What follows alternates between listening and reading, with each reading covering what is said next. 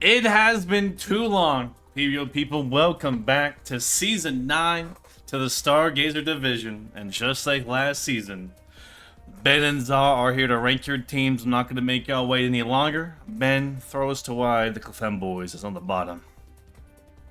Hey guys, welcome back. Excited for season 9.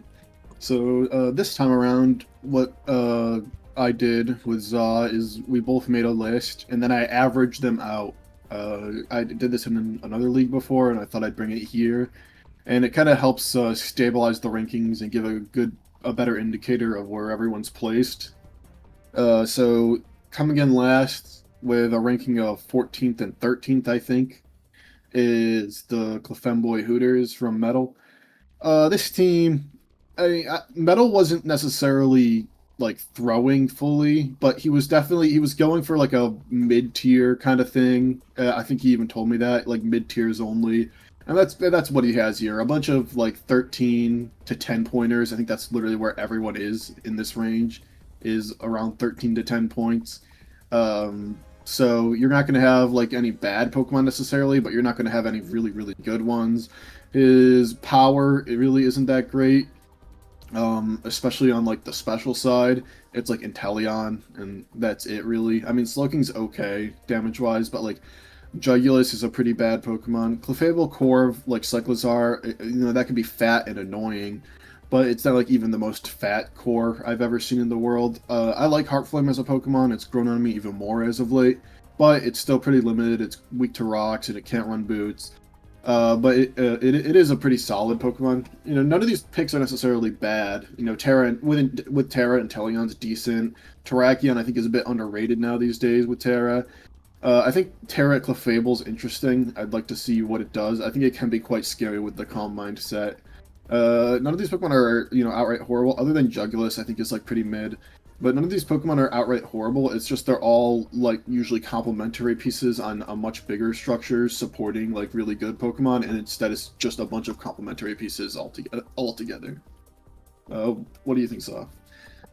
Okay, so we know why this is last, but what can it actually do? Like, why does this? Why are these the guys, right?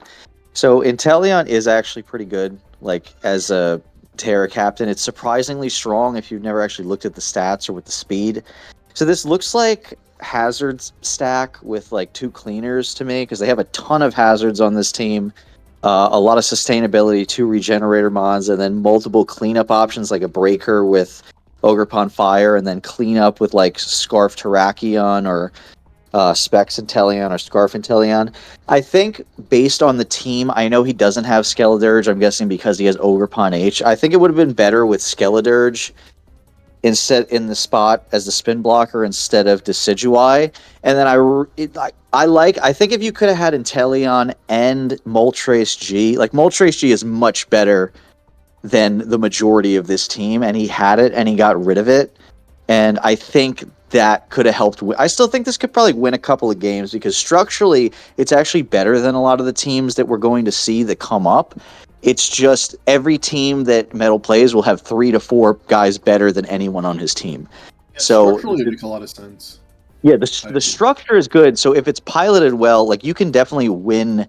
Like this could win 3 games. It's just like realistically, every other team has so much more talent that it should beat this team if they're played equally as well, right? I just think there's a couple of Pokemon, like if you could rearrange a couple of these guys, I think with the like stall one cleanup guy structure, I would have liked Skeledirge instead, and probably like just as a setup option that they have to fear, I would have liked Moltres G in the Jugulus spot. But you know, It's got a lot of pivoting and sustainability, which is really good. I like that a lot. Um, I really wish the Ghost, because I feel like that's going to be important, because like you said, they are going to be setting up hazards a lot, I think. I really wish the Ghost was something other than Decidueye. I don't know if Dirge, maybe it could be Dirge. Um, I just worry when your spin blocker is also weak to the hazards that it's coming out on, because if you get knocked ever, it becomes kind of problematic. yeah. Um, Well, I I looked don't at the think. list before we came on because I was going to say it would be better with Petron, but that was over. The number he had, I believe, was 13, so Petron was one over. I think the only real option he had was actually Skeledirge, other than this Decidueye. That was like a decently top. There was like a top tier guy that wasn't like 8 points. You know Yeah, what I'm saying? Sinistcha comes to mind, but Yeah. I don't know if he could get Sinistcha. I mean, he could, but I don't know if he wanted to spend points that early for it. Yeah. Um, but yeah, I think overall, that's about it. structurally, the team's fine. I really like Terratarakan. I think that guy's good. It's just you have no like real like amazing, super incredibly powerful Pokemon.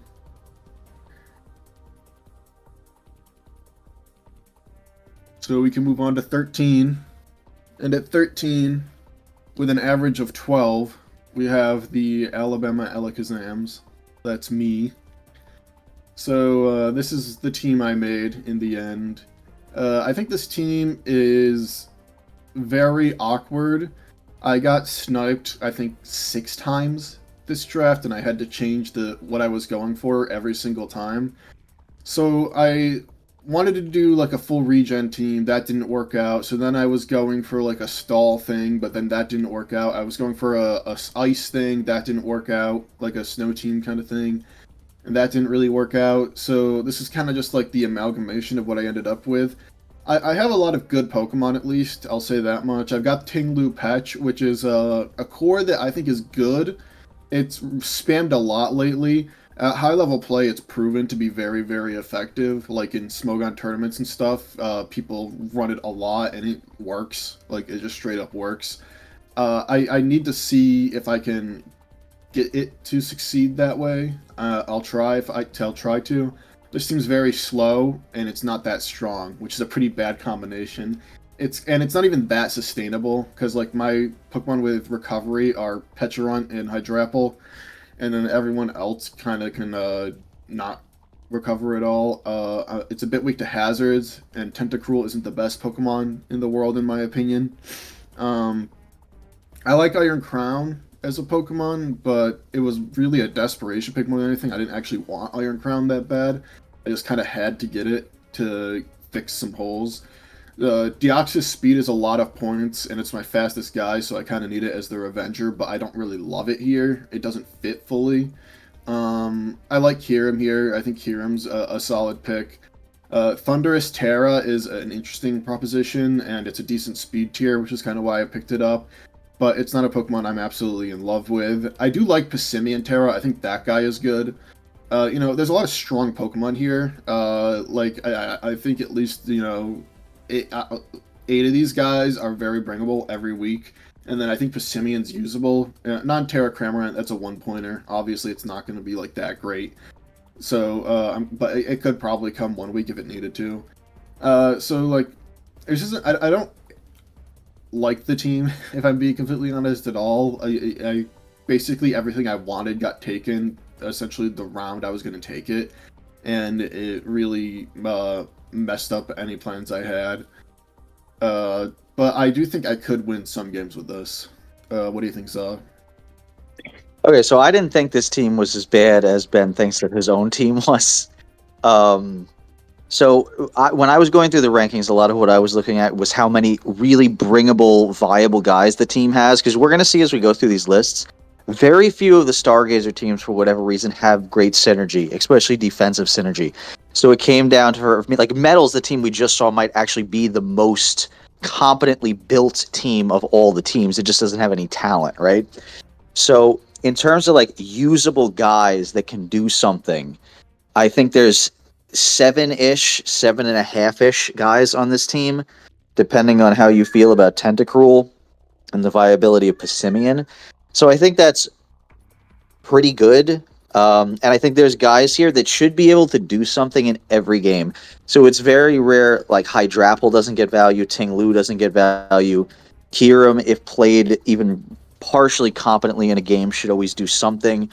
Thundurus can at least T-Wave things, and Dio Speed always has a set in a game that can make a big impact. So that combined with the stall aspect of it, like we have the 3 stall core with multiple things that should be able to revenge, 2 real Scarfers, decent removal. Like I agree, Tentacruel is not great, especially when it's the water and the poison. But you have Hydrapple to fill in all the holes for any matchup.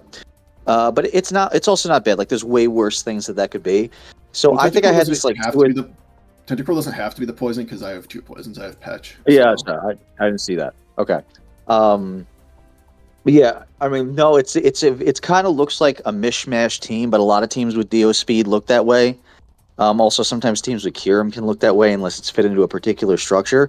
But the fact that you got the Dio speed and the Kyurem and the crown that late really saved this and like brought it back to like there is damage potential here. Like Specs crown is a real set, Life Orb crown is a real set.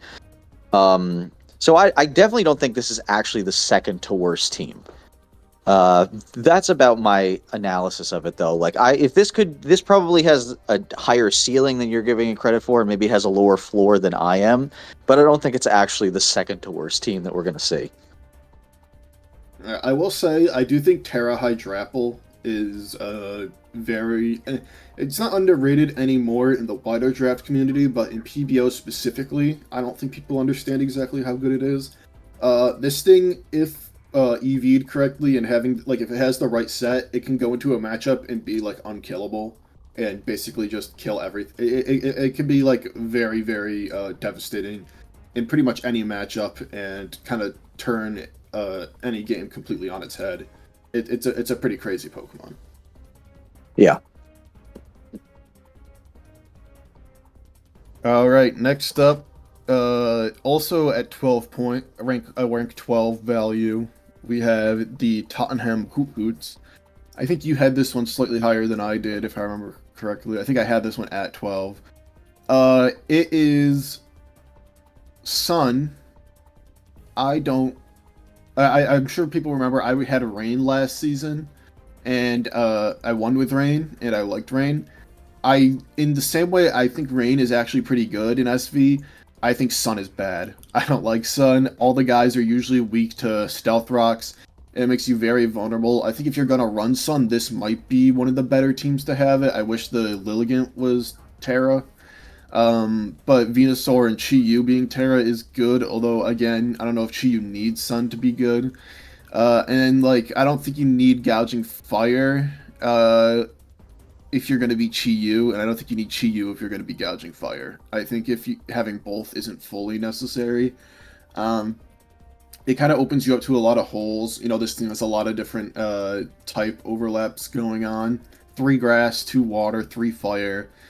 It kind of makes it so you can get wailed on by a whole bunch of stuff.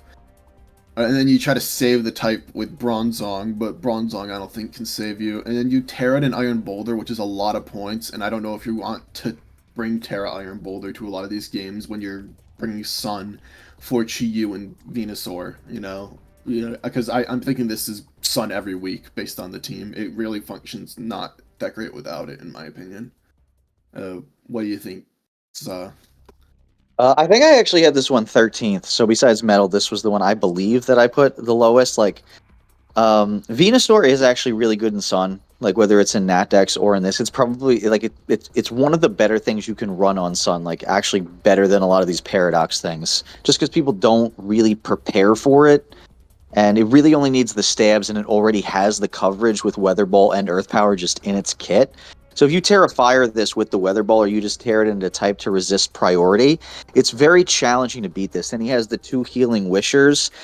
That's about where I don't know why it's not Terra Walking Wake. Which is actually, we saw last season out of Sun. Terra Walking Wake is actually pretty good. Like just in and of itself. But in the Sun, like those Hydro Steams, Water Spam is really strong. And that's one of the reasons to run Sun, is you can run this thing and have Water Spam in the Sun. Which is pretty... But also, like, it's Sun without Tusk, which is tough. Like, that's really another one of the things you want to run this team. And as Ben mentioned, like, this team is 100% relying on Bronzong to do, like, everything in the universe. But then you're running Bronzong on Sun, which means things normally that couldn't run random fire coverage, like Fire Fang, because it wasn't strong enough, now actually probably 2-hit KOs this guy. Or is a lot better, like, random fire coverage in the Sun. Lilligant seems kind of random without the Terra. Like, it's actually, like, can be threatening, especially if it's not something that you have to prepare for. But that would get a bigger boost. I feel like I'm guessing he just has the Boulder because it's fast. But I might Yeah, just it's go for with its Sun speed because you tier. have, yeah. You might But just go with Sun because you have Sun and, like, use those points to do something else. yeah, and also Venusaur and Lilligant get really fast in the sun anyways. I just don't know if you need it, and it's a ton of points. You know what I Yeah, mean? I would just, So yeah, many. if it was me, I would go with Venusaur as the chlorophyll guy because you only need one. Like we talked about this with Rain last season. Like Overquill happens to have good overlap as a Rain on Rain because it's Swift Swim and fits a different type. Yeah. Lilligant and Venusaur just overlap. One of the problems has been mentioned with the Sun team if you don't have Tusk is too many of the things overlap. So like you don't need Chi-Yu on this team. You should just in a perfect world you have, you have the Gouging Fire in the second spot. Tusk is the first pick. You leave the Ninetales to the end of the draft because you don't need to take it because nobody else is going to. And that's why these teams are viable because you can take a bunch of guys early because you know your key piece nobody needs, right? Um, but yeah, I mean, to me, this isn't an optimized Sun team, and as Ben mentioned, Sun's not really that good to begin with. But if you play two Healing Wishmons with this Venusaur and Walking Wake, just switch the Terra to the Walking Wake. He's not going to do it, but just switch it to the Walking Wake. And if you have those two Healing Wish guys with that, I think you could cheese a lot of games. But Yeah.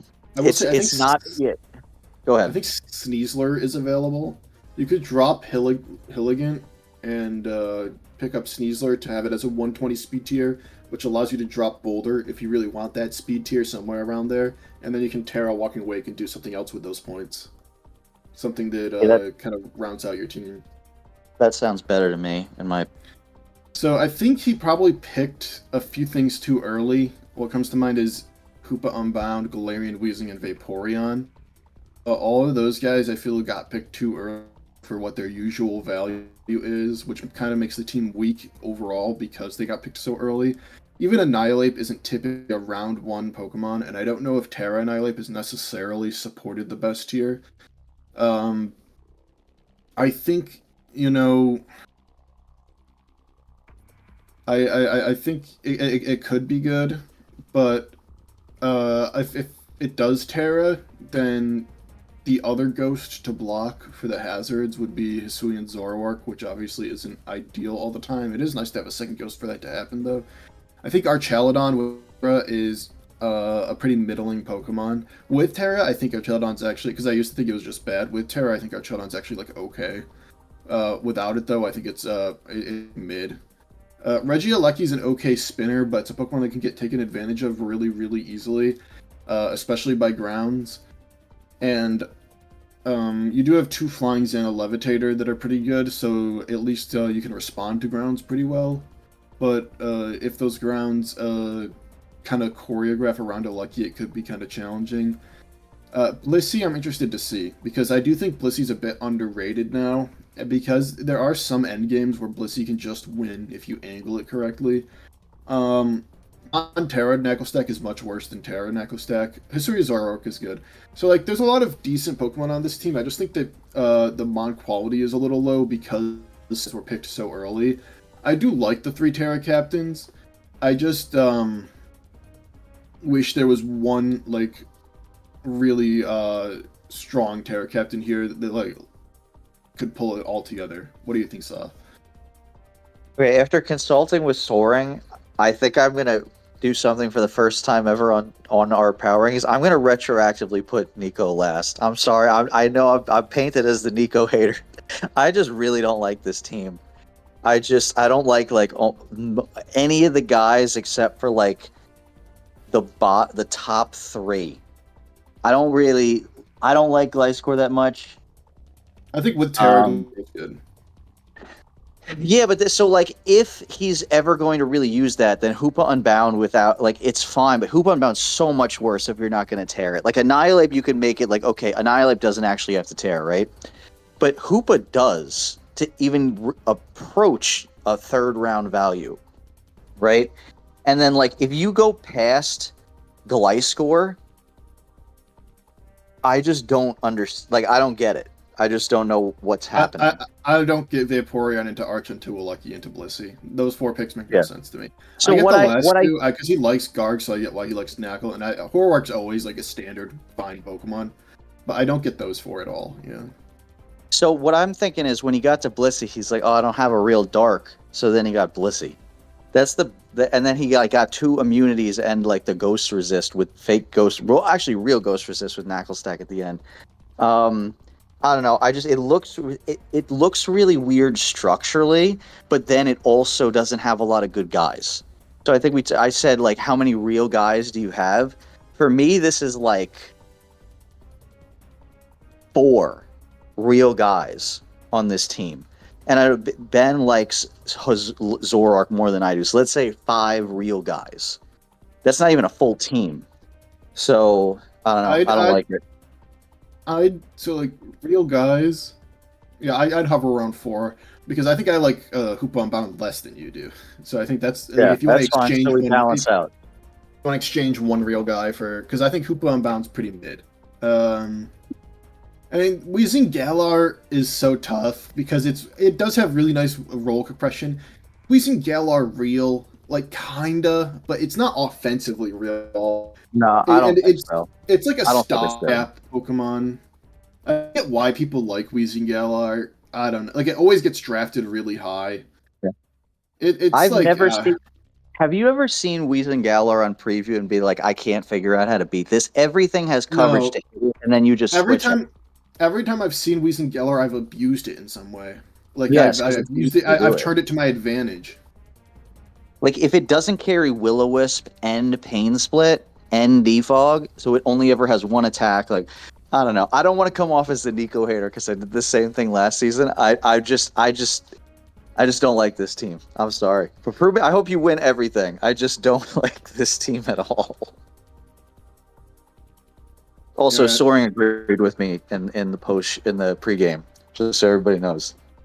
Yeah, I was confused. Weird. And also, like, I can't emphasize enough how bad Vaporeon is. It's a bad Pokemon. Yeah, no Toxic hurt that thing maybe more than any Pokemon in the entire Dex. Which is a shame, because back in, like, Gen 6 and I think a little bit of 7, I used to spam the shit out of Vaporeon. I love that guy as, like, a low-tier water. Yeah. He was so fat. Yeah.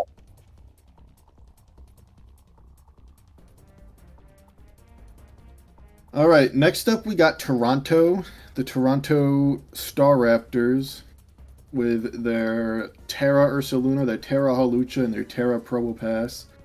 This team's a bit odd, but I kind of like it. A lot of really weird Pokemon. Round 5 Magnezone, you know, that's a bit off in my opinion. That might be the strangest thing we've ever seen in PBO. Round 5 Magnus. We got to hear the story behind that. Toronto, like in the comments of this video. Drop it.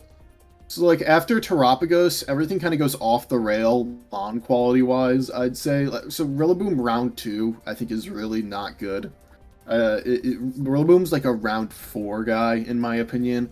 Because, like, I've used Rillaboom a lot, and I still think he's good, but I don't think he's that good. You know what I mean? Like, I think he's good at enabling other guys at times. And he's strong, and he has decent priority, but he also is, like, frailer than you expect, and he's not that fast. So, like, you have to click glide sometimes. And and he can get taken advantage of at times as well. So, like, I think round 2 for Rillaboom's a little too early. Ursaluna I like as a Pokemon. Round 3, you know, this guy goes undrafted a lot, especially when you already have 1 normal. It just seems a little bit premature, maybe a little odd to me. I like Terra Halucha. I think that guy's cool. I've used it before. I was on Psychic Terrain with it. I think on Grassy Terrain it works well, if not better. I think that guy's a sick mon. I think he can be oppressive in certain matchups. Claude is super exploitable. I've seen lately a lot of Claude people who go against Claude air balloon their steel type and then get subbed, and Claude gets subbed on, and it can be unfortunate. I think Volk is good. I think Volk's way better with Terra. I would probably ditch Terra on Probopass and put it on Volk just because Probopass is never coming and Volk is coming. And then Wellspring's good. Without Terra, without it, it's still like Ivy Cudgel's still strong. It can still like U-turn. It can set up spikes. It can encore. Wellspring's it's a good speed tier. Wellspring's a good Pokemon, and with the Rillaboom, it could Grassy Glide theoretically if you wanted to. And Rotom's also good, and I know why he has it, because it's a ghost, so it can spin block. So, like, you have the Clodsire Rotom core there. It's just, like, Mon quality-wise, a lot of these guys are very mid, man. Like, everyone after Terapagos is, like, mid or worse. Like, they all have, like, pretty bad flaws, except Wellspring. I think Wellspring's, even without Terra, quite good. But everyone after Terapagos is, like, pretty mid, in my opinion. I don't know. What do you think, Za?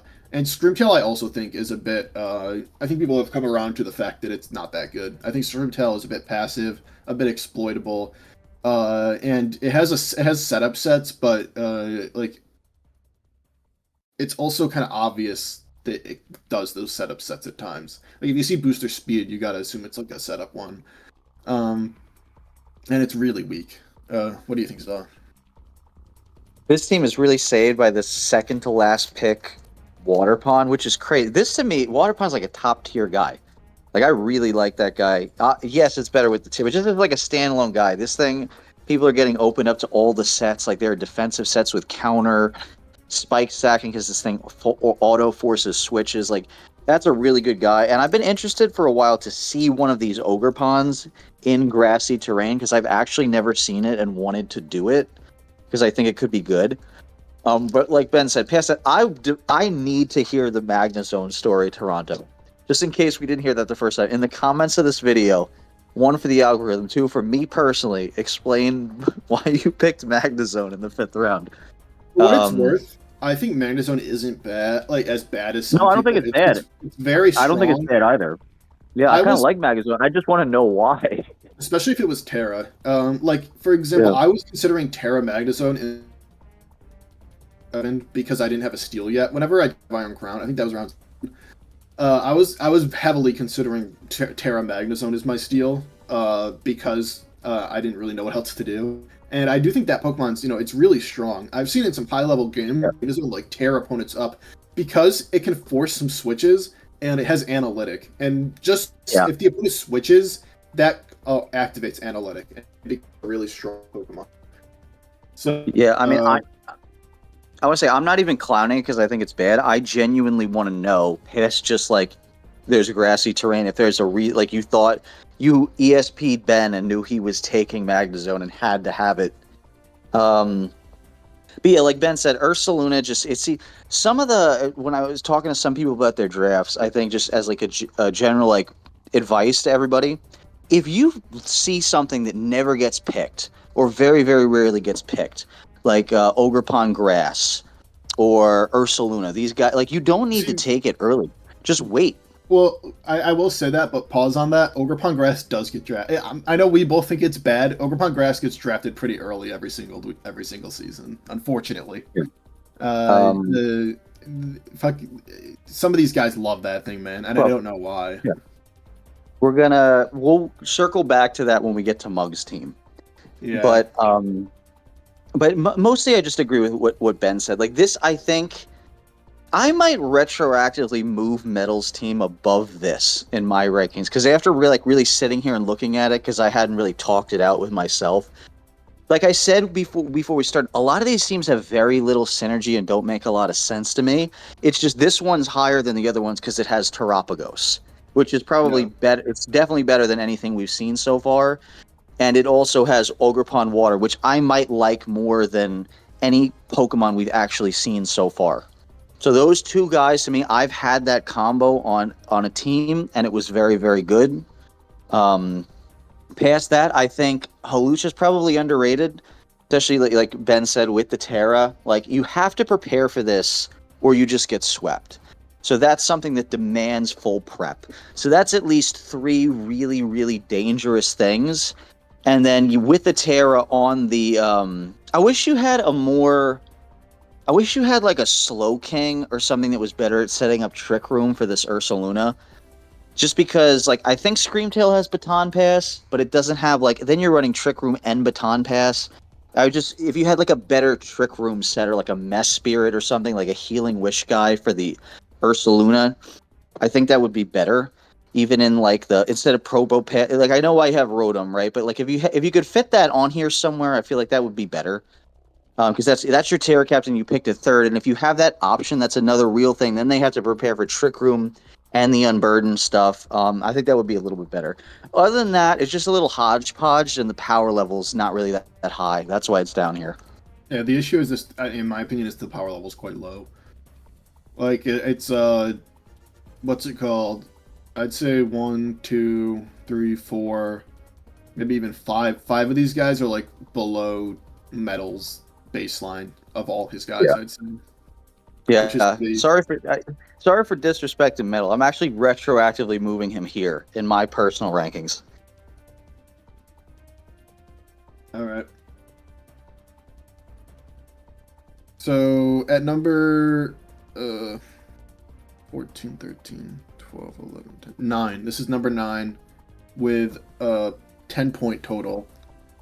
So they averaged out to 10th, but because there are 5 people below them, they come in at 9th. We have Mary, who drafted a bit unconventionally this season, but I think it kind of worked out in the end.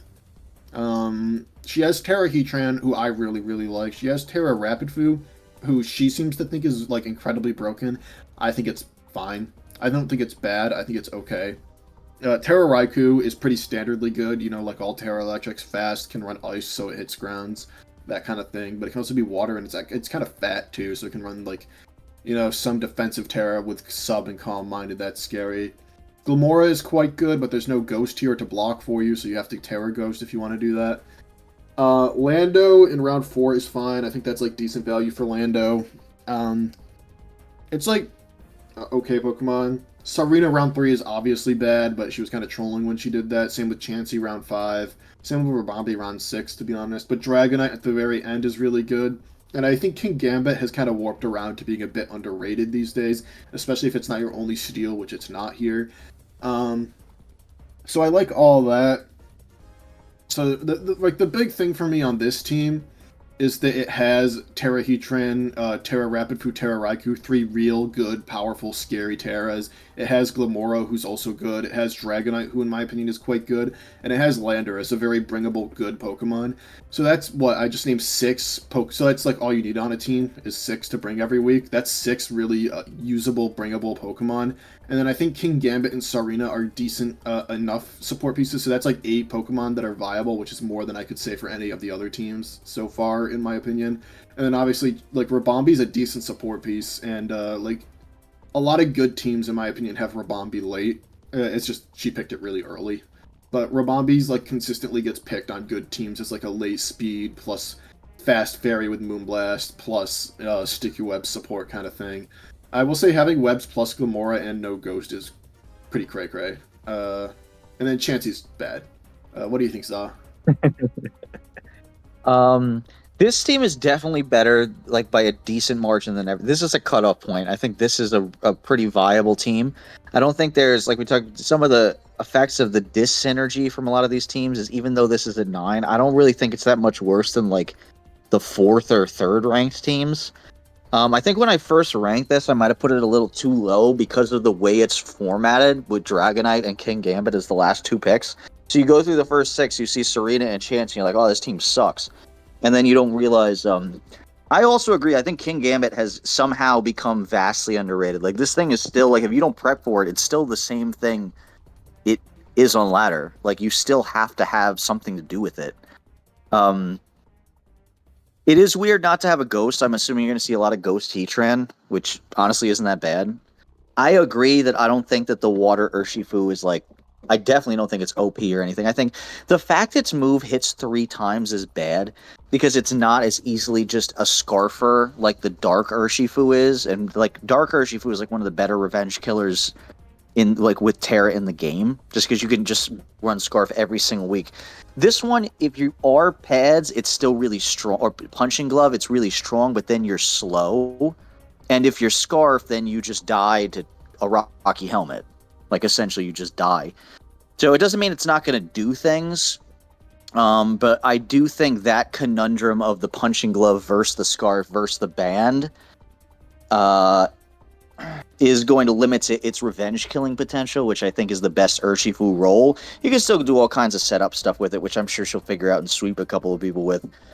But this team, I mean, with Mary having it, this team could go like 6-2. I think there's some, like Ben said, there's some weird Pokemon on here. But Dragonite's a beast. I think King Gamet's really underrated. Heatran is solid with Taric, is much better offensively. I don't think it's very good defensively, although it gets a lot better with Taric defensively. But I think offensively, even just fire, or you change the type into like Ghost and spam Ghost Fire, that's really good. Right, she's got a good screener in Raikou, a good screener in Rabambi. And I think Lando is your. I think people had been taking Lando too early, like that it's a top tier guy. But as like a fourth, round 4 is fine. I think as a fourth pick, it's actually quite good. If that's your third or fourth best guy, I think it's quite good. The issue holding this team back is it doesn't have a first round pick, right? It doesn't have a top tier guy, like a top tier guy. Yeah, you could argue Rapid Food, but I would agree. I don't think it is. I know we have it as points, but I personally don't. I would, even though it's 20 points, I would still need a top tier guy without Terra for me personally to view it as a top tier guy. But I do think this is better than where I put it. I think I probably put this too low, like after retroactively looking at it. My biggest wish is this team had a Ghost. I think if it had a Ghost, it'd be a lot better. I do think you should just get rid of Chansey. Chansey for a Ghost could be good. Chansey, same thing with Blissey. You can like angle to an end game where if they only have special attackers, you literally just win. But it is more difficult with Chansey because it can't run boots and it can get knocked and then it's way worse. And Blissey's better by a good margin in my opinion. I think, considering how she started, she ended up with a pretty good team. Yeah, definitely. I like this a lot better than last season. Last season's team, this was much better than that. It is better. It's not just set up this time. It's not. All right, so we've got 8th. I will note this is a marked, Zaz said the cutoff was last time. Factually, numbers-wise, this is the cutoff. There is a marked 2.5 placement jump here. So the 8 teams beforehand, it's actually a straight 8 and 8. The 8 teams beforehand were, based on our averages, markedly worse than the following 8 teams. It goes from a placement of 10 to a placement of 7.5 with the Blackthorn Crashers. And I think you can immediately see why in the top 5 or 6 picks. These are all real Pokemon, real viable, good. On the ladder, they would be OU level threats, except probably Empoleon. But you see Gold, you see Roaring Moon, you see Terra Landorus. I think Terra Landorus is a pretty underrated Pokemon. Golden Go, I don't know if it's a round 1 pick, but because you got Roaring Moon, because I think he was a later round pick, because you got Roaring Moon, you kind of basically have a first round viable option in my opinion. Because, you got to think there's 14 Pokemon that have to go in the first round. I think Roaring Moon is one of them, when we consider that we take out Terra Torn, and we take out Terra Bolt, and we take out Terra Zarud, and that kind of thing. Terra Hands, very, very scary. I think that Pokemon's quite good. Terra Jolteon, quite standard. Again, fast electric with Terra, can hit grounds now. Enamorous without Terra is way worse, but getting it round 5 is good value, and I think worth it at that point, because it has a nice speed tier, because it's strong as a fairy. The Moonblast still hurt, so people have to deal with it. They have to take the hit, and it becomes not your main piece, like it would be with Terra, and instead a complementary piece around your other guys. There's nothing super overwhelmingly scary here, but there's just a ton of really good, solid guys. I really cannot sing the praises enough of Slowbro Galar. I think that guy is very underrated and quite good. It's really way fatter, especially defensively, that people give it credit for, and it can run Calm Mind. So that if you're max HP, max defense, Calm Mind, eventually you're really strong and you can't die, and it becomes quite scary. Hitmontop's a bad spinner. That's probably the biggest weakness of this team. That, and also the lack of a spiker with Golden Go is something that I noticed it's quite bad. I think Grimmsnarl is pretty decent. I've used it before. I've won a championship with it before, and screens are really big right now. Really good. People really like screens. So I don't hate that. I do think maybe you could have gotten a different screener, but I think Grim is fine. considering you already had a Dark and Fairy, though. It could have been someone else, maybe. Empoleon's an okay steal. It's like a massive roll compression in the Water Steel roll. So, like, I get why it's here. It looks good on paper on teams. And it can be offensive at times if you run that set. So, like, it's not necessarily fully passive, although it ends up usually just being passive. And then Meganiums, for a 1-pointer, are probably one of the better ones, in my opinion. The Leech Seed set's pretty annoying. You get Knock, you get Synthesis, all that defensive, low-tier grass type shit. So yeah, just really solid all around. Like I said, I really like hands. If you bring the top 6, you can't really be too scared. The top 6 looks quite menacing. And then you can throw in a Jolteon or a Slowbro Galar, or if you really need to remove hazards, Hitmontop. What do you think, Zaw? So I agree with mostly what Ben said. I think when I was ranking this, essentially why it's here and why is it not higher is after the first 6, it's like a monstrous drop-off, right? Just a monstrous drop-off. And then so much is on Empoleon on this team. So this team has a omega ground weakness with any coverage, right? So it's going to force Landorus into a lot of defensive role. And if that Terra's out of its flying type ever into something else, then you're relying as like Enam for a team that's like triple weak to ground with its top 3, or the Jolteon that you're bringing. This team, if it's attacking, is really good. If it's getting attacked, it's going to have a lot of issues. And then I think that the screens with Golden Go can be good. I found with Prankster Screensmons like Klefki and stuff, I'd almost rather have something that they don't see on preview or even like in team building and say I have to bring something for these screens because I know they're an option. I prefer things where they don't automatically know that's what it does. At least I've found that helping people build teams with these guys. I don't know if that makes sense to everybody understand what I'm saying, but like if you see Grimmsnarl, you automatically bring a plan for it. If you see ideally, Uxie, I know some people you should.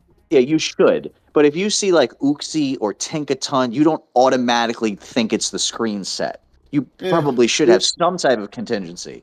But Grimmsnarl, you know that's what it's going to be. Yeah. If I saw Uxie, I'd bring Brick Break. If I saw Tinkaton, I wouldn't immediately think to bring Brick Break. Yeah.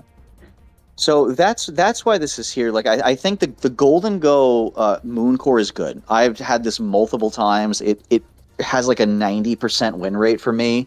I do think not having a Gliscor or a Glamora or a Sandy Shocks with it is a little off because there's no spike access at all, right? You have two pretty good. Spikes. Yeah, you have 2 pretty good rockers. A lot of times fitting it on Empoleon is tough. But Lando can pretty easily carry because it only really needs like 3 moves. And the last move can just always be rocks. I always have trouble finding moves for Lando. Always just slapping Taunt on it because it really doesn't have that many you just run Earthquake and U-turn, and then like if you need Stone Edge, you run it, or your Gravity sometimes taunts. So you can almost always put rocks on it. So it actually is quite a good rocker just because it doesn't hurt its moveset at all. Yeah, although with Terra, with Terra he might want Terra Blast though, so that might also be an issue. Terra Blast for sure. But yeah, this is a competent team. I just think like this one isn't. I'm not gonna say it's not hard to prep for, but you only really have 7 guys that you're gonna offensively prep for. I've lost the championship to Slowbro Galar, so yes, it can do what Ben said that it can do, but I don't know that Gray's gonna actually do that on any type of consistent basis. I love Slowbro Galar. I think that guy's so good. But yeah, that's why this is here instead of higher. The power level is all around solid. Like this is like the Indiana Pacers. That's this team. I think you can notice like a noticeable jump in Mon quality, but of the guys with that noticeable jump in Mon quality, this is the worst, if that makes sense. You know what I mean? Like we get to a top 8 of like, okay, now we have like actually really good Pokemon here, like a consistently at least 6 really good guys. But, of those teams, this is the worst of those 8, and I think that's why it makes sense to be here. Yeah. Bring Slowbro Galar a lot. The legend. All right, next we have Woopers, who average up to 7, and I think 7. So big W's there. Oh, this guy has the Amoonguss. Oh wait. So Woopers has a pretty interesting team here. I think I like it less than you, if I remember correctly. So he has Palafin, which is good. Me and Zara are both big Palafin fans. I don't know if Palafin's supported the best here. Palafin likes, Amoonguss helps Palafin, but like Raging Bolt doesn't really help Palafin. Neither does Donphan. Maybe Skarm helps Palafin a little bit. But I like Palafin, so it's here, it's good. I think non-Terra Raging Bolt just straight up isn't a round 2 guy. He's probably like a round 3, round 4 guy. It's good, but it's not like outstanding. And Donphan very obviously isn't a round 3 guy. I love Donphan. I'm probably Donphan's biggest defender, but it's very obviously not round 3. Saved by you that you got Weavile in round 4, because Weavile is quite good. And saved you that you got Terra Iron Moth very, very late. So I really like that. The other issue, though, is that I do think Iron Moth needs Terra more than people realize. It's actually not that good coverage-wise or damage-wise if it's not Terra for the week. Its damage is good, obviously, but usually opponent can figure out a wall that takes like 42% and has recovery or something, and then you're kind of screwed unless you Terra and have the coverage move to do over 50, or you tear it into one of your stabs and then you power it over the 50 mark. That's what I usually find happens with Iron Moth if it's not Terra. And then Espathra desperately needs Terra to be good. So I think that might be a little bit clashing. Lycanroc Midnight's a bad Pokemon, and especially without Terra, it probably should be something else. I imagine it could be a Ghost. I don't see a Ghost on the team. Especially Skarm there to set spikes, which is like literally the number one thing Skarm does is set spikes. Its number one goal is to set spikes. Sylveon is okay. It's a decent offensive Pokemon. It can do some damage. Wish Passing is bad in Gen 9 in general. It usually takes too many turns and you're too passive. But it's not as bad as people says. And Amoonguss, I think, will never, but I get why it's Terra'd, because I think it's 0 points and your other two guys are taking up an insane amount of Terra points. But Amoonguss without Terra, it doesn't really need it, and I think Amoonguss is straight up underrated in Gen 9. I think it's quite good. I don't know if it's round 6 is probably fine-ish for Amoonguss. I'm not mad at it. So overall, you've got two really scary Terramons, a good defensive Mon in Skarm and Donphan, and Sylveon's okay, and Weavile's good. Raging Bolt's pretty solid, and I think Palafin's also a really nice, cleanup attacker. So a lot of good Pokemon. Like, all these Pokemon are viable, except for Lycanroc Midnight, which is a good shout in my opinion. A good thing to have. What do you think, Saw? We talked about Palafin's really, really good, and it's one of the easiest things. Like, for me personally, outside of Chien Pao, of things in the decks that they regularly let in, this for me is the easiest for me personally to win with. I find it's extremely easy to win with Palafin, and that if you are reasonably competent and the rest of the team around it is just like competent, your like floor is 4-4, and the thing will be the kill leader or pretty close to it. Now, as Ben said, are there things like you should always have a second water with Palafin. You should always have a second water with Palafin. So that's the first thing that I think you really want. Like Primarina or the Empoleon would have been good on this team. Maybe they just got sniped with it. But you don't want to rely on Palafin to function as anything but Palafin on your team, in my opinion. If there was another guy between Palafin and Raging Bolt, this team would probably be good. Like, higher. I think we underrate Sylveon. I think this is a pretty easy win con a lot of games. Like, it's pretty easy to set up because people don't prepare for it anymore and think it sucks. So then it comes out defensively and sets up one Calm-Mind, and then you're like, how do I beat this? Skarmory's probably gotten too bad of a rap because it's like it's always going to get the hazards off, right? And there are things that really have challenging time getting rid of this. But this revolves a lot around like what they can do with a Spathra and Iron Moth. Like, I think a Spathra, we've never ever seen it do anything, and that surprises me because it seems to me personally, it seems incredibly easy to win with. Like, I don't think very good. I think Don won a few games with it last season, if I remember. Yeah, right. I don't remember. I believe it. I don't remember it like being OP, which I think it should be. I think I could make it OP, like if I wanted to, and I don't think it would be that hard to do.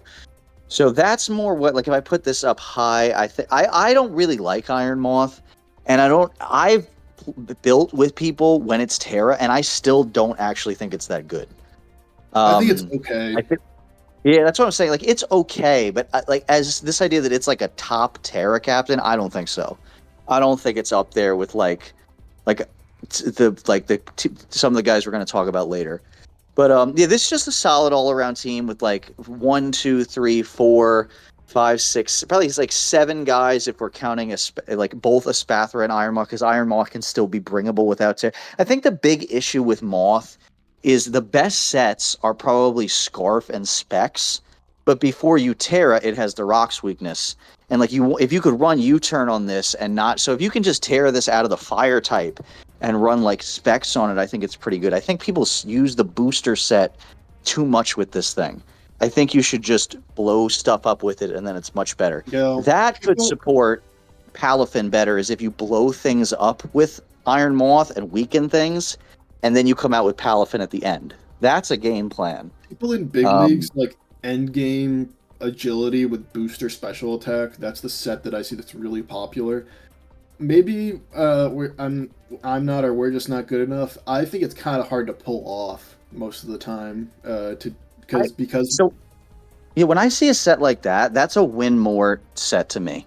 Like, you probably would have won anyway. Like, if you've weakened stuff to that point, I guess it just depends on what you're. Like, if that's your win con, yeah, it works as a win con. But like, even on this team, you could use Weavile to do that same thing. Like, there's a lot of things you could. And it's just, yeah, the set that I see the most that people like the most, agility. People love the agility with Terramoth. Yeah, I would recommend Woopers if when you hear this, I would not run that super consistently. I think the booster shit is a trap on this Moth. I think you should run like Specs, Overheat, Terrifier, Fire Blast with U-turn, or like Water, something to give you more value so you don't blow up and accomplish nothing with the thing you paid 18 points for. That's just me. I mean, if I was you, I'd run the Moth a lot, because I think the Moth is like +6 to Terra. Might as well use the points. Or something insane like that. Or not the Moth, the Espathra. The ostrich. Alright, I think we can move on. Philly at number, I believe, 6. He had a 6.5 ranking. Yeah. It's pretty standardly good, I'd say. Team going on here. Meow was good. Sneasler, pretty solid. I think he picked the Sneasler up in Grace, if I remember correctly. Yeah. Scizor, Mamoswine. You know, Latios is okay. Volk is bad, but, you know, getting it around 7's fine. Usually it goes undrafted. The Dunsparce Terra, we've seen before that it's quite good. I don't fully get why the Scizor is Terra over the Enam. I don't get that fully, because I think one of Scizor's benefits is his typing. Like, if you Terra out of Steel for Scizor, does Fairy not obliterate this team? If I'm looking at it, I'm assuming it would almost always be Terra Steel. Yeah, it would have to always be Maybe Terra like Steel. Rock. Maybe like Rock sometimes. And I also don't get why the Terra captains on this are really bad. I'm recognizing that. Other than the Dunsparce, I don't get why Meow's Terra at all either. Meow is 3. Meow is 0 points to Terra. That's why it's Terra. Yeah.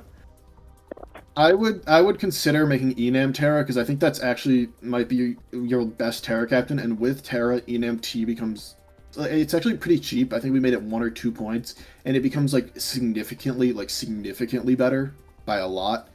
Ampharos is an okay low tier, you know, he's an alright Pokemon. Mamoswine, I love Mamoswine. I think Mamoswine's Blastoise with Terra is a pretty threatening Shell Smash mod. Without it, it can still Shell Smash, but it usually gets countered, and it's more so a defensive piece. Latios has become a bit underrated, in my opinion, as of late, because everyone says it sucks, when really, the resist, like, so everyone's like, oh, well, there's something that always resists that's dual stabs, but it really doesn't matter if it resists, if it's something like a Steel that still takes 35 or 40 from Draco Meteor, which a lot of them do, and it can't recover, because then that's free chip, and then you switch. You know what I mean? It's like Latios is so strong that its ability to chip stuff down is still there, even if they have like one resist. Because usually teams have one like one maybe two Draco resists, and the fairy doesn't resist the Luster Purge, so they're scared to go to it at times. And the dark doesn't resist the dragon usually, so they're scared to go to that at times. And so they go their steel usually, and the steel takes like 40% a lot of the time, is what I find with Latios. And if you angle it correctly as a Specs or Scarf set, it can still have some pretty good value, in my opinion, as a Pokemon. Dodon I really like. Volcarona, like I said, is bad, but looking at it more, especially since this Sizzler's Terra might be necessary. I don't know. We'll see how that goes. But seven or eight viable Pokemon here.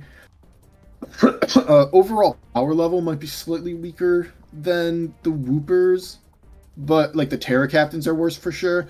But I think the high tier Mon quality is slightly better, like Meowscarada and Sneasler. I think the high tier Mon quality might be slightly better, and I think the game plan might be slightly better. What do you think, Za? I like a lot of these guys. Just because I'm thinking about it right now, I've never built with Volcarona. There must be something you can do with this. Like right? There has to be. It's like max HP, max defense is somewhat viable. The Willow shit. You could use it. It has good speed depth, right? Like you could use it as a free switches in on the special attacker and then gets a free wisp off. It's the only thing on this team with recovery outside Latios. Well, no, I mean I guess the Dun does. This team, I think this team has decent offense. I think it's going to struggle a lot of games defensively, and Philly likes to play slow. So I think this could be good for him to learn to play more offensively, like in the modern metagame. Because if you're not attacking with this team, you're going to have a tough time. Yeah, I agree that it is offensive, and from what I remember from Philly, he does like to play slow. And I think his team last season was also offensive, and he tried to play it slow, and that was one of its biggest. So Philly, when you list the Quagsire, he was the Quagsire. When you list it, you got to play offense with this, or it's gonna look. I agree with Ben. I don't know where this thing came from that Latios isn't good, especially in the 6th round, and there's like 15 viable 110 speed guys. Luster Purge is a ridiculously like almost like not to the same level as Dire Claw, but Dire Claw like ass pull moves that just win games for no reason. Mamoswine is go ahead. You don't have spikes, which is unfortunate because spikes are really good in Gen 9, and you don't have a ghost. Yeah. But I guess if you don't have a spikes, you don't really need a ghost. Mamoswine is really good offensively, but it does make the type chart weird. Not that it's super needed all the time, but like this team has almost nothing to stop anything with a rock move. A rock move just 6-0s this team. Metals Terra Terrakion is coming for this team. But it is if you play fast and you're attacking, which I think is the way you should play, modern Pokemon. So that works in Philly's favor. You just have some things that I think have a bit of a learning curve, like getting Enam in. It's not like something that you really want to switch in, even though it has some immunities, because Enam's not as bulky as you look at it and you're like, oh, this thing should take hits, but it really doesn't. Unless you're some defensive set. Its HP is too low. It seems like it should be way bulkier than it is, but it's really not. Same thing with Mamo, because its defenses are so bad. Mamo seems like it should be bulkier than it is, but if it's not AV, it's really not. Yeah, I do think AV's Mamo's best set, so I would like to see that often, in my opinion. And then Enam, I will say, people think like the flying's a hindrance. I think Fairy Flying's actually a pretty good type if you look at the immunities it gives and stuff like that. The issue is mainly the HP on Enam team more than anything, in my opinion. Yeah, the typing is not bad because the 4 times fighting and the ground resists are good. It's just like I feel like even when you know the HP is bad because of how it looks, you're like, oh, this must be able to take this. Its defense actually isn't like absurd. It's like 108 or something like that. Yeah. I think it looks like it'd be like 120 each or something. Yeah, but it's really not that's what I'm saying. because of how it looks. You're like, this thing can take Wicked Blow, and then you switch it in. You're like, oh wait, no, it can't. Yeah, How did that happen? Wicked Blow does like 35 to this thing. Yeah. So that's but- about it. That's about it. Is like I'm gonna say I hope that I know Philly likes to done. I hope he doesn't rely on it too much. Like as long as this team plays fast, it deserves this ranking because Meowscarada is really good. Stab knockoff is like the best move in the game. I do think you can do something interesting with just because it's free and like you can use the Terra on Meow sometimes as just like an extra KO button. But yeah, the Terra Captains really the Terra Captains really aren't like that great. But this is a competent offensive team. It's got good priority. I would look at making ENMT Terra over Scizor if I was you, Philly. I would seriously consider that. I'm assuming it's more points. You could drop Ampharos because I know which Ampharos is at 1 point. You could drop Ampharos to a 1-pointer. It really doesn't matter. Yeah, I do think ENMT could be good. We see what this. The stab bullet punch could be good. It depends on what he wants to do. I don't know that really like adds as much as the like special breaking because the special breaking on this team is also not really that great. Yeah, it's Latios and Enam and Boom Burst. Latios I think Latios is. I mean, Latios is always almost Specs or Scarf, but on this team, you probably it's going to be the Scarfer instead of Meow because you want Boots Meow, you run Band Sneasler. And then you run like Scarf Latios, and the other Scarfer is Mamo, and those are really your really good Scarf options. So maybe having like that special breaking button on the Enam would be better. But it's not like Scissor's not unviable. You know, at least it's not unviable. It's just not as good as some of your other options. Yeah. Next up, we have the Jirachi All Stars in power ranking 5 with an average ranking of 4.5. This team's pretty good in my opinion. I really like the Terra captains. I think Serp with Terra has become a bit underrated. It can kind of just power through teams sometimes. Like the resist can if it's like a weaker resist and not like a really strong like fat resist, Serp's Leaf Storms can straight up power through a resist. And with Terra, you could like Leaf Storm into whatever Terra to a neutral Terra blast and end up killing the resist, and all of a sudden Serp's a real issue. Like you don't even have to be the Stellar thing. I think the Stellar thing's worse than like Leaf Storm. Yeah, Stellar's bad. Yeah, Terra Greninja also really good. Another Pokemon that gets a boost off of attacking. He's got 2 of those guys. Those guys are really threatening because you always want to be attacking in SV. So having the ability to get stronger from attacking is just really deadly. And then I think Terra Ursaring's also a bit underrated because this guy can set up and become really scary really fast, and people don't even realize it. Garchomp's a pretty solid Pokemon. You know, it's a good support piece while simultaneously also being decently fast and can threaten the Swords Dance set. Jirachi, really good support piece. Potential Scarfer, always nice to see slotted on a team. Non-Terra Gyapdos, pretty mid. It doesn't even really need the speed tier. Probably the weakest part of this team, if I'm being honest, other than Fortress. Rotom Wash is a good pivot Pokemon. I like Rotom Wash a good amount. I usually like Rotom Wash with another water type, but I don't think you necessarily need it. It just limits your... Oh, wait, no, he has Greninja. Yeah, I like Rotom Wash here a lot. I think Rotom Wash is a very solid Pokemon here to be like the somewhat fatter pivot Pokemon, while Greninja's the offensive water. I think that's pretty viable. Gengar's decent. This seems really fast. Like a lot of guys at like 120 to 113 to 110 to 102 to 100 to 100. This seems really fast. Fortress, bad spinner, decent at putting up hazards. Hazards might become an issue for this team because Fortress is so bad at spinning them. Comfey, it's a support Pokemon without Terra. I think it's okay at it. I've run it before a lot. In one season I had Comfey, and I had Terra Sinistra, and I brought Terra Sinistra way more, so the Comfey, when it came, was like Knock, Leech Seed, Synthesis, U-Turn, that kind of thing, Draining Kiss, those kind of moves, and I think that's viable. It's a good pivot Pokemon in my opinion. It's maybe a bit too expensive for that role currently, where we have it. Yeah, I think the weak links are Fortress and Zapdos Galar, but Zapdos Galar without Terra is still, decently viable. Close Combat and Brave Bird and U-Turn are strong moves, and it has knockoff. And then obviously hazards can become an issue for this team because so many things are on the ground. The only thing that's not on the ground is the Zapdos, Galar, and the Rotom Wash. And, Spike Stacks could be annoying, and Fortress usually can't spin those away. What are your thoughts, But everything else I quite like. I think it's pretty well put together. Yeah, I think this team is close. I feel like there should be another guy between Garchomp and Jirachi. I feel like it's missing a guy. And I think it gets really weird after Superior. I think if Jirachi was the 4th round pick, and then Zapdos Galar was gone, and it was something better at that 3rd round pick. Yeah, like instead of Zapdos Galar, it was just Zapdos. Then it would be good. It was just regular Zapdos. Would be there, but yeah.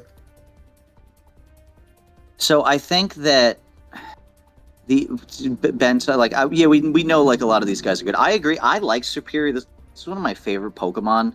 I feel like I've never drafted it, but it could be good. Like I know I could do something with this. So hopefully he does. I think getting Garchomp, incredibly broken and annoying.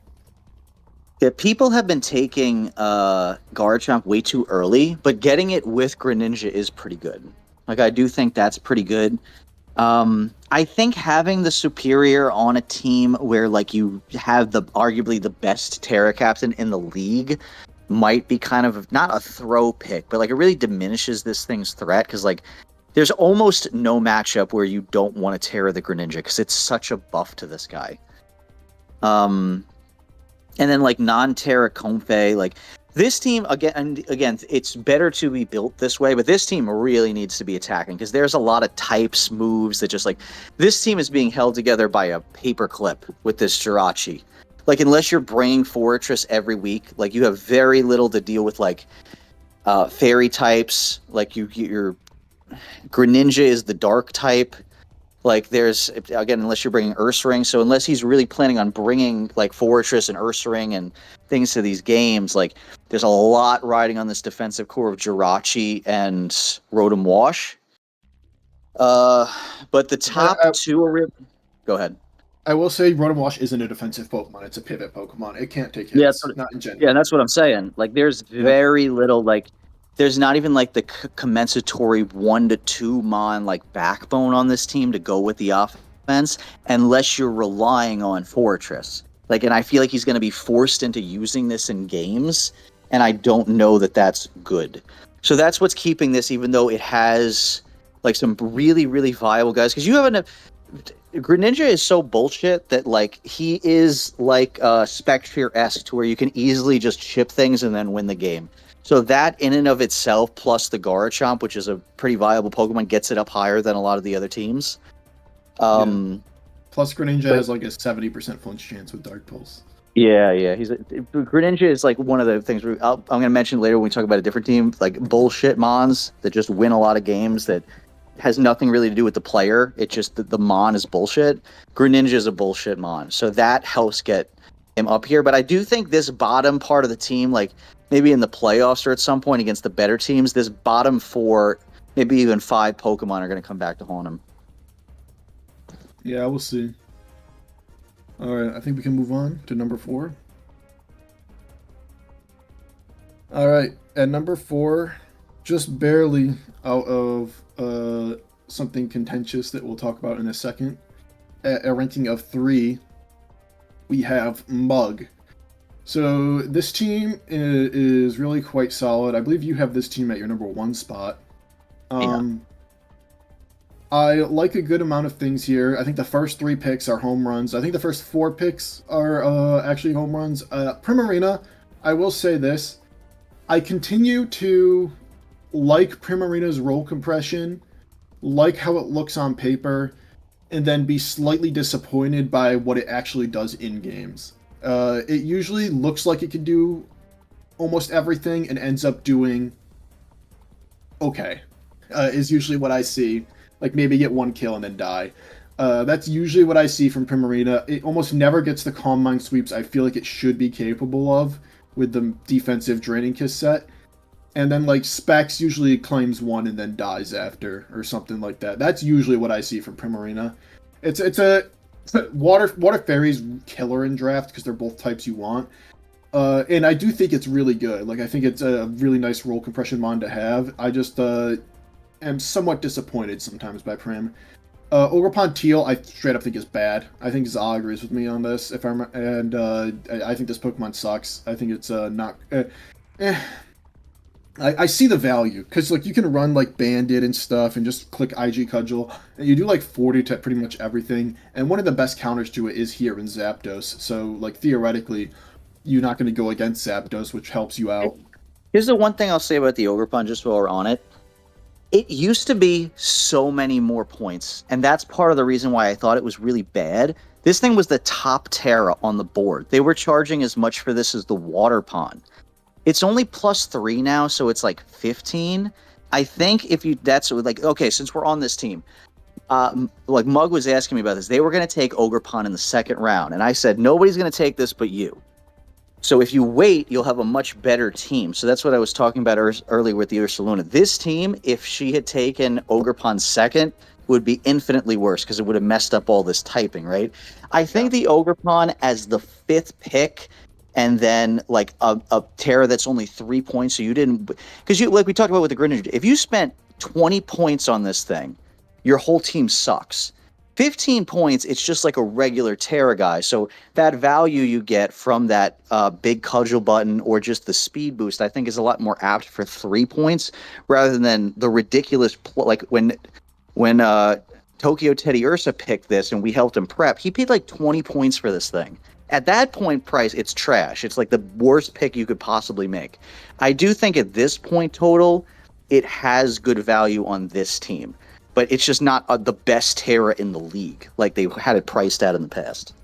Yeah, I think it's a Pokemon that has many, many counters. In fact, I think almost every single team will have at least one counter to it because there's so many poisons and flying and steel types and all those things kind of, unless you're running Stomping.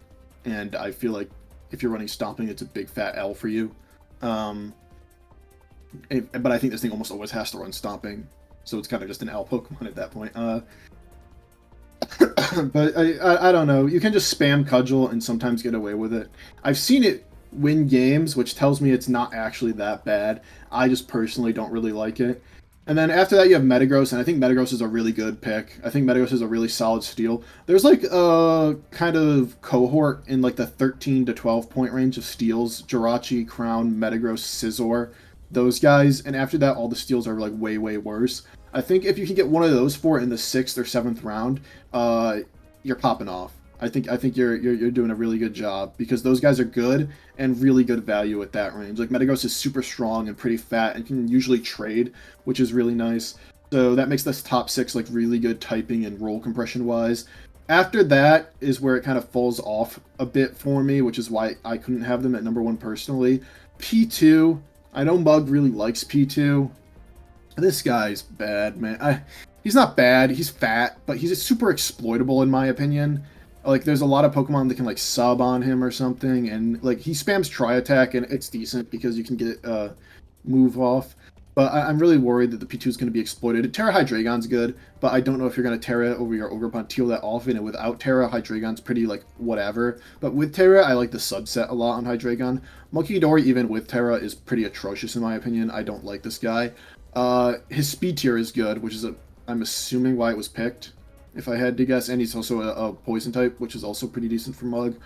Like Mug needed a poison type here. She did. Like Terra Fighting's probably its most viable set. It could probably be an okay Revenger, I imagine, because its special attack is decent, but it's never sweeping, if I had to guess. And then Glaceon and Fion, non-Terra, both.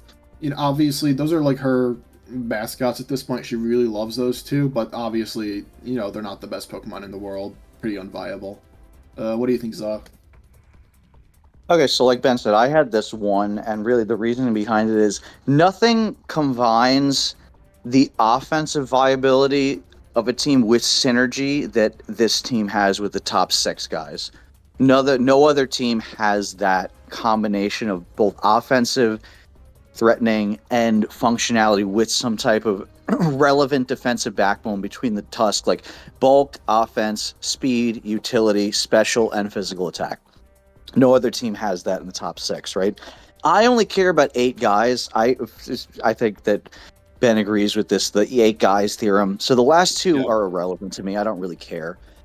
I think after having those 6 and then Hydreigon, even without Terra, is still like fine. The defensive, it's way worse now that it doesn't have Roost, but it actually has quite a few defensive utilizations, and there are games when it can just break it open.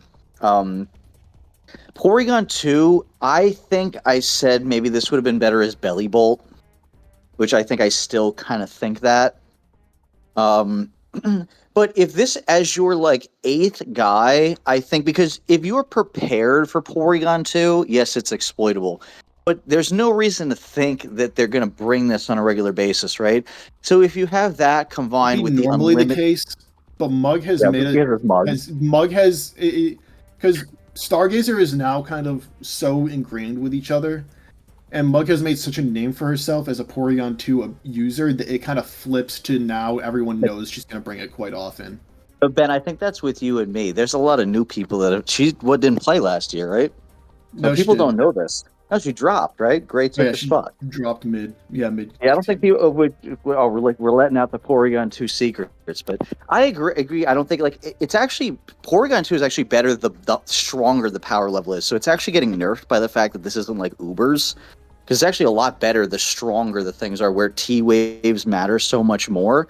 This is another thing, like we said with Porygon, that just gets nuked by not having toxic access, which would make it infinitely better. But I don't think it's like ass, right? Like I still think like you can off the top of my head, something. I think this is in the tier with Belly Bolt, and because like it doesn't share any weaknesses with Zapdos, like having another electric with Zapdos is irrelevant. I think that probably has a little bit more value, but she likes Porygon. I don't think it really matters. And Munkidori, I think like this, I don't think anybody ever takes it, and it used to be way too high. It was like 13 points. But in low tier, like modern low tier right now, this is one of the best Pokemon, like consistently. So I feel like I'm not going to say I've ever done anything with it outside of ladder because I haven't. But the stats plus the ability is bullshit. That toxic chain ability it's like we talked, not as obviously not even in the universe of the Greninja thing. Because it can just spam U-turn and that's what I'm saying. That one ability is absolute just baloney. And you're forcing the steal in every time. And I don't think you'd really ever tear this any considerable amount of time. But it already has the fighting coverage with Focus Blast. But if you do Terra this and the only thing that can come in and not get poisoned is Steel, I think for like 5 points, this guy can definitely do something. I don't think he's like trash, specifically because of the ability, and the stats are like not bad. I can't me and Ben have specifically lost to this bullshit ability before. I cannot emphasize how bullshit. Yeah, but it was on the chain ability best one of the 3, which is Fez. Yeah. Oh yeah. Yeah, Fez is definitely but I'm just saying that little buff to this thing, I think is a pretty big deal that people forget about that it has that. But yeah, really, the explanation for why I had this team first is there's a distinct lack of synergy on the teams this season. And this team has synergy while not sacrificing offensive potential, having bulk, speed, real removal, real defensive capabilities, Pokemon that can run offensive or defensive, and set variety within those guys, right? Like multiple AV Mons, multiple Scarf Mons. I'll say this. Go ahead. Zapdos can make any team look really, really good because Zapdos can do anything. Yeah, Zapdos can do literally anything. Zapdos is definitely that guy. So that's the explanation why I had this one. Like, Zapdos can be your Spadef wall, your Fizz wall, especially offensive. If you wanted to, it could be physically offensive. I don't see any reason why you would need it to be. But and it's also an amazing pivot. Yeah. And Zapdos might be the best partner you can have with this Orgerpon, because it nukes flying types. Yeah, you can. If a flying comes out, you can go Zapdos, and that's good. Yeah, I think if there was ever a team that could make this Orgerpon work, the combination of Tusk and Zapdos really should let this Orgerpon do what everybody says it's supposed to do with nuking stuff. This is the team that should let it happen. Yep. All right. Now for the next 3, we have a very interesting situation. So they all actually, because of the kind of the way we had like our top 4-ish, 5 guys all organized, they all tied at 2.5 each. So I don't know if we want to crown an exact winner. Yeah, we can at the end. We'll figure it out. Yeah, we'll just go through all 3, and then we can crown one. We'll start with the Boston Banettes at a ranking of 2.5, which is tied for first. This team is, in my opinion, like, boringly good. It's like, obviously, Iron Valiant plus Slowking plus Bax is a super, really good round 1 into Slowking Bax is a classic in PBO history that's won consistently. Terra Quaquaval is probably a top 4 or 5 Terra that we allow. I think people disrespect it too much and don't bring the proper countermeasures a lot of the time, and that's why they lose. And it's not like as unbelievable as some people make it out to be, but it's still really, really good and super threatening. You can snowball super hard. Tinkaton is good. It's a nice utility Pokemon. Thundurus, Therian, Non-Terra is okay. Bloodmoon, I'm very high on. I think that guy's good. And then the last 3 guys, who really cares? Electrode Hisui is actually decent, especially with Terra. But, like, who really cares? Carbink's whatever. Meowstic, Meowstic can run screens. That's fine. But the top 7 are killer here, in my opinion. I think Thundurus Therian's probably, like, the weakest of the 7, but it's still an okay Pokemon. It's really strong. With Terra, it's like a massive, massive threat. It's got like 145 special attack or something absurd like that. So like I like this team a lot. Tinkaton and Slowking is like the wall/defensive pieces. The massive pressure Valiant and Bloodmoon will put on especially. Valiant can also be physical, but because of Moonblast you see it special a lot. And then physical Bax and Quaquaval, and also obviously SD Valiant could come. All that stuff's just really, really killer. Carbink can get spikes if it needs to. A knock against this team is probably the hazards. It's Tinkaton and Carbink, and I think that's it. And obviously you don't want to bring Carbink every week to get spikes. So like this team isn't looking to get hazards like crazy well.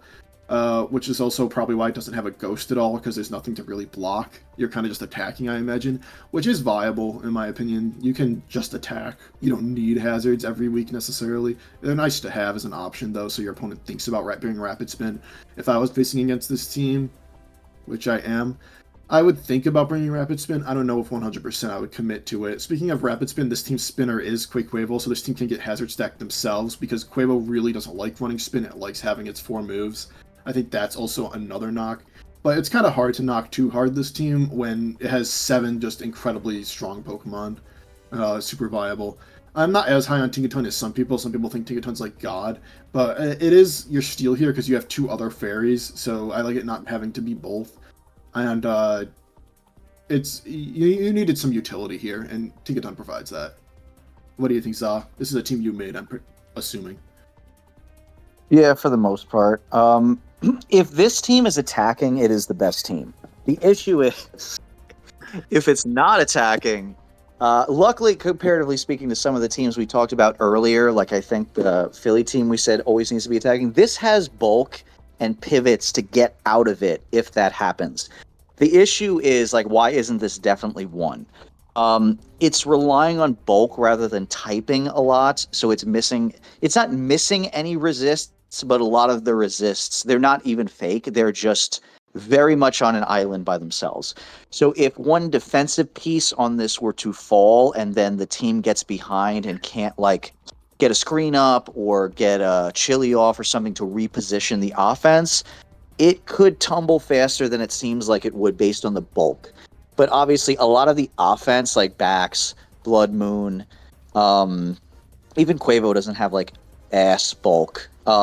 They can take hits and then just KO stuff back. Like we know, so I did help make this team, and the theory behind it was let's just draft as many bullshit Pokemon as is possible. Like I talked about earlier with Greninja. And to me, this has like 1, 2, 3, 4, 5 bullshit guys on it that can just like win for no reason or blow a massive hole for no reason. Because I count Glow King just because of like how annoying it could be. It's almost like a bullshit guy. Like probably the best regenerator guy. Torn is maybe better depending on who's using it. If I'm Torn probably can Terra, better with it's better Torn. without Torn Slowking's better. Yeah, so Slowking's probably the best regen mon that again can just elongate games and give you more attacks.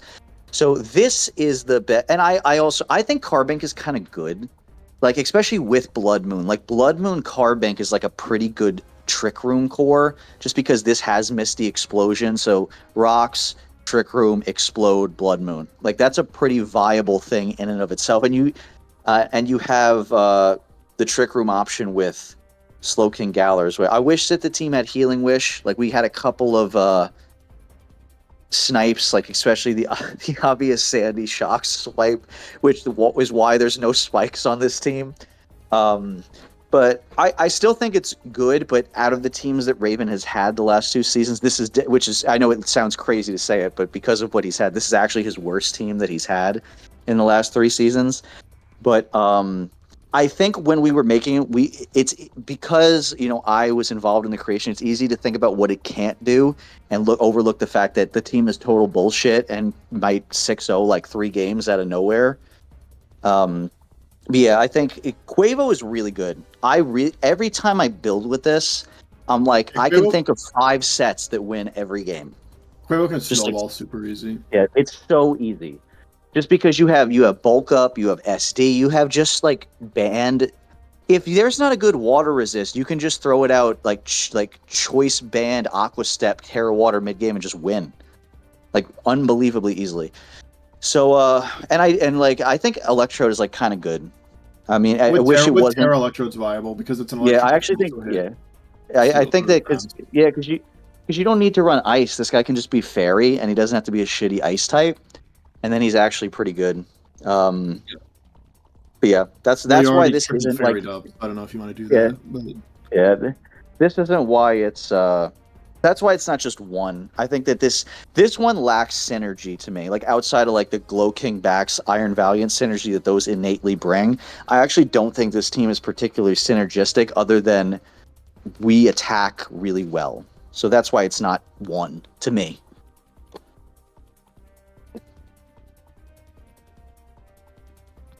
Move on to numero, or I guess tied for first still, the second team we're going to go over, the Nevada County Caterpies. So this is an example of, in my opinion, just a really solid all-around team.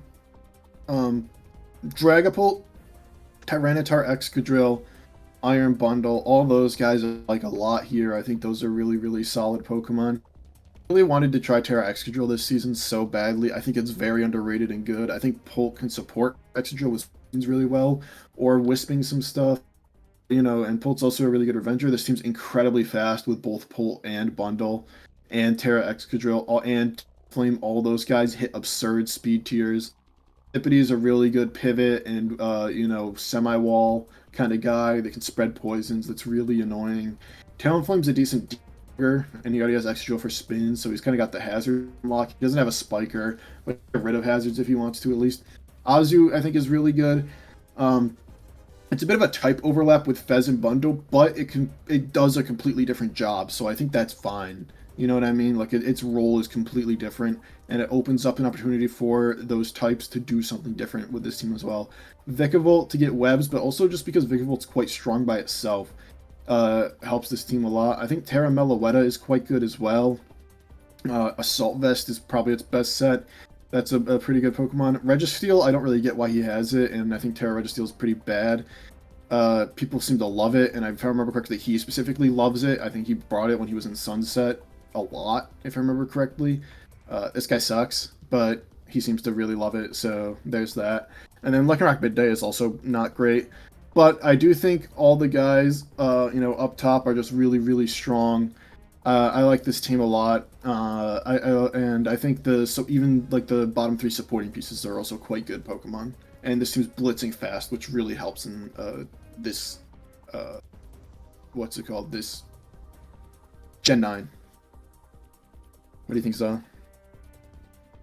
So I think this team should have been a lot better, honestly. Like we saw this a lot, and I'm just like again for everybody listening in all the divisions, you don't need to take the weather setter early. Like if you take the abuser, you did not have to take Tyranitar with this 3rd pick. And this team, like we also had a team that was going to try to run sand, and it was the same thing. Like, I'm not saying you don't have. I probably would have waited to take the Excadrill, but I guess maybe you would have lost it to Ben. But I think if you had waited and you got a different third pick there, this would easily be the first team. And I think based on like our split rankings, this should probably be the team we put at 1. But so why didn't I put this 1? Right? I think the last 3 to 4 are kind of weird. I think the last 2 are weird. I like Terra Meloetta. I don't dislike it in like a vacuum. I don't think it's bad. I just think it's weird. I think you need another water if you're running bundle. So, and I think Azu, like this is a thing that saved this team from like falling off a good bit, is that people just don't pick Azumarill, and I don't get why. Because it's actually like a really good progress maker and breaker, physical breaker. Fezandipiti is like, this thing should probably be more points. Like, this thing's really good, but I don't think Talonflame is. I know why it's actually. I guess he wanted a second removal. Other than that, like, I don't think you really needed the Talonflame, and I don't think it's very good. Yeah, I agree. I kind of like. Talonflame. I know he likes Vikavolt, and I actually kind of like Vikavolt too. But like, you don't need like web access here, and you already picked the ground immunity with the Talonflame, and you're just stacking rocks, like rock weaknesses on the team. So like I said, the bottom 4, like Meloetta is definitely not bad in a vacuum. I just feel like surely there's something else that could help this team more than the bottom 4 things that are here. That's really the only, the Talonflame, the bottom 4, and then the fact that just like, I feel like they kind of punted by taking the Tyranitar in the 3rd round. And then I just don't like Bundle. I just don't like this guy. I don't think he's bad. I'm not saying I just don't like him. I think Bundle's a pretty good Revenger. It's quite strong, and I think it's a really solid Encore. That's my main thing. I think. I guess if you're gonna run it as boots, I agree. It's on this team because they have Polt and Bundle. Like, you're gonna have like Mega Scarfs run against you. So if you're not scarfing the Dragapult, I feel like this is gonna be on Scarf duty. This Bundle, which isn't bad. Like, it's probably good at that. Yeah, you do force Scarfs. I would say you force 2 Scarfs against you because your team's so overwhelmingly faster compared to the opponent team, probably. Yeah, and then like the Expert Drill is just fast enough to get over like fast Scarves, but you can outspeed it if you need to with like your top speed guy.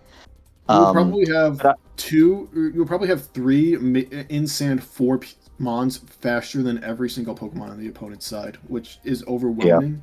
Yeah. So they're gonna want to try and mitigate that in some way. Yeah, and I think that I agree with Ben. I think Terra Extra is really good. I think it's definitely a bullshit mon. I think that it's incredibly easy to build a set that wins every game. I built with it before. It's very easy to use. I think this team, the downsides are it has very little bulk outside of T-Tar, which is and Fez. So Fez is doing overtime. This team needs to be attacking. This team has very little to no defensive backbone unless you're bringing Registeel, which in that case you're bringing Registeel. So yeah, and I know I've heard the legends of the Nevada County Caterpies Registeel. Apparently it's legendary, but it's still Registeel. Yeah, it's kind of a meme at this point because we keep bringing it up. Registeel's bad, man. We've brought it up before, I think, too. It's a bad Pokemon. But that doesn't mean you can't be good with it. You might be that guy with Registeel, but in a vacuum, it's not good. Yeah. All right, I think we can move on to number 1 / tied for 1. We have the Garden City Grotles. So I love this team. This was my number 1. So it ends up tied for number 1. This team has, in my opinion, 9 really viable, like actually just straight up good Pokemon, and then a 1 point of Squawkability, which is if you're going to get 9 super viable Pokemon and then a 1 pointer, I think Squawkability is one of the better ones. And also that's just how you build teams in Tenmon. I think that's like correct construction, and I don't see where they faltered here at all. Garden City. I think Darkrai, for where they were in the draft, was the correct number 1 pick. I think Treads is a really good support piece. It makes sense to go to round 2. I think Keldeo is an overwhelmingly good Terra Captain, especially in round 3 when you don't get one of like the incredibly broken leg ones. I think Keldeo is incredibly frustrating to deal with. with Terra. Orgerpon Cornerstone, really good spiker. Doesn't need Terra to just click Ivy Cudgel and be very menacing because a ton of teams are weak to rocks. Latias, good speed tier, although you already have a 110, but also access to Healing Wish. Really just a super solid Pokemon all around. Moltres, super underrated in my opinion. I think Moltres is quite good. A nice defensive piece. Flame Body procer. Sinistra, amazing Terra Captain. Doesn't even need Terra to be good, but amazing Terra Captain nonetheless. Amazing spin blocker for the spikes that Orgerpon Cornerstone wants to set up. And Orgerpon Cornerstone is one of the better spikers in the game. Komodo, a super solid Terra Captain. I think this is probably the weakest pick of all of them, but it's still a viable Pokemon. Like, it's very bringable, and I've seen it when it Terras actually do some really good work with the Dragon Dance stuff, Terra Blast, Drain Punch. That stuff's really good. Muck, one of the better low-tier guys, one of the better poisons, can Toxic Spikes, can knock stuff off, can proc poisons with Poison Touch, all that good stuff. Really one of the better low-tier guys. So just like 9 hits in a row, I think. The only slightly questionable one, in my opinion, is Komodo, and I still think Komodo, compared to some of the other teams' questionable picks, is a better Pokemon than some of the other teams' questionable picks. So I think they really hit here pretty much 9 times in a row, and that's why I have them at number 1. But Za had it slightly lower, so I'd like to hear what he has to say. Okay, so I'll talk about why I don't have this one. Okay, so I'm of the opinion that the way to go with Terras is to have one really good one, and then ones that don't contrast with that. So I do think Sinistra is good, and I also agree that Keldeo is actually kind of OP Terra Captain, but I think that it's completely unnecessary to have the other two, not that the Sinistra needs to be Terra, like you said, but it's so much better with it, and I just feel like that's going to drain away from the Keldeo sometimes. There's not a physical breaker here, really, without setup, because they don't have Terra on the Orgerpon, and I could see that being an issue.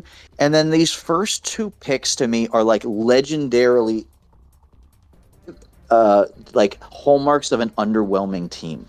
That just at the end of the season just 4-4 or 5-3 and is fine, and then just goes out in the first round. Just because there's nothing wrong with Darkrai Treads, and it's saved by the fact that they have Keldeo, but there's nothing if I'm building against this team, none of these guys scare me at all other than Keldeo. I'm not afraid to play any of these guys. I'm oh, okay, well, we just attack them and we'll be fine. Because there's not tremendous sustainability. It's decent, Moltres, Latias, it's decent, but there's not tremendous sustainability. There's nobody that Orgerpon is a great spike setter off lead, but this thing without the Terra, I don't think forces the switches that the water or the fire one does. So I don't feel like mid game it's as good of a spiker. It has to be that one lead, which is really good, but it has to be that lead set. And then it doesn't have if you're not using the Orgerpon mid game, I don't know that you have it's okay pivoting, but don't have the great pivoting to really facilitate the damage that this Specs Keldeo can do. So you might be using a lot more of the setup Calm Mind, Terra Electric, Terra, which is still really good. But the best set on this is probably just Water Surf. So I guess it just looks like this is maybe one of the splits. I feel like a lot of times Ben likes more well-balanced teams, and I like more straightforward teams. This is a very balanced team that if the player is really good, should do really well, because they're going to have options from week to week. They can do different things. I prefer when we rank the teams to... I can see I could bring 6 guys on this team and just run different sets and go 7-2. I don't, 7-1. I don't think you could do that with this team. I think it takes a lot of skill to pilot this, and that doesn't make it bad. It just means I can't rank it as high as something that just, is going to be good. This could easily go 4-4, right? I don't think the other ones really can.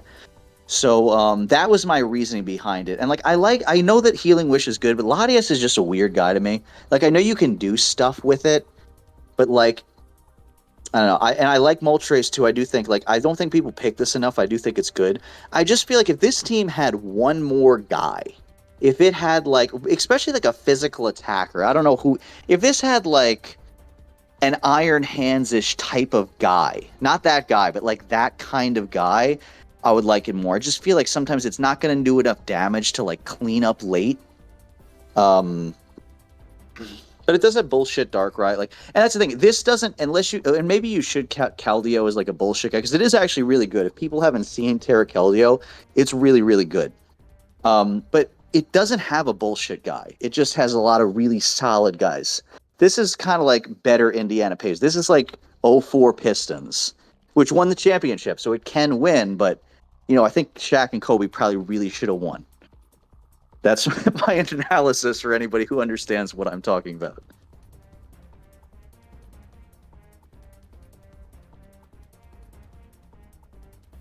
That's all the teams. Any clear number one? Is it Garden City?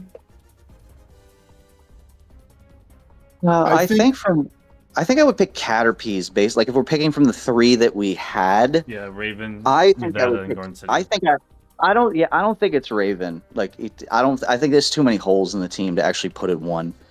It would be this or Nevada County for me. We can do I'm Nevada honestly fine County with because I either feel one. like that's the mid between us.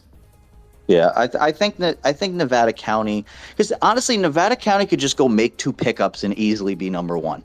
Like he could change his team and definitely be number one. If he just like made a couple of changes to these last 4 guys, I'm sure there's something he could do that's like available. I'm not gonna go look at it, but yeah, if I think Nevada Counties is 1. We could put Orange as 2, and I think that Boston has too many. As fun as it's gonna be to see it attack people, I think it'll have some games where it does really poorly, whereas these two will be more consistent. So I think I would probably do Nevada County, Oranges, and Boston, if Ben's concurs with that. Yeah, I'm down with that. I think that's a good round. That's a good ranking to put him in. Nevada Counties is gonna be. We can do our winner pick now if you want. Yeah. Sure. Who do you have Ben to win it all in Gazer this season? I'm going with the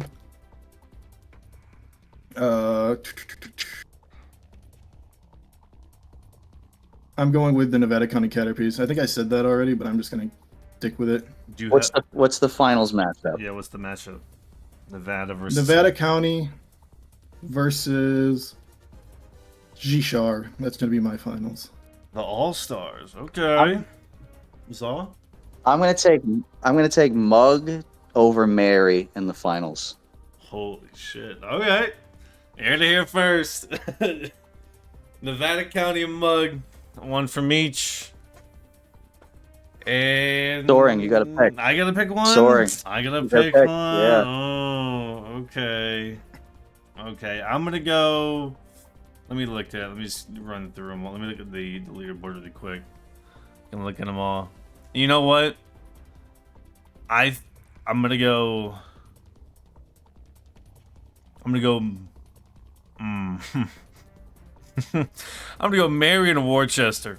That's that's the Stargazer finals. Who's winning? And I think, well, I'm not Mary, so I think Worcester's gonna win it all. I think Worcester's gonna win it all again. He's gonna go back.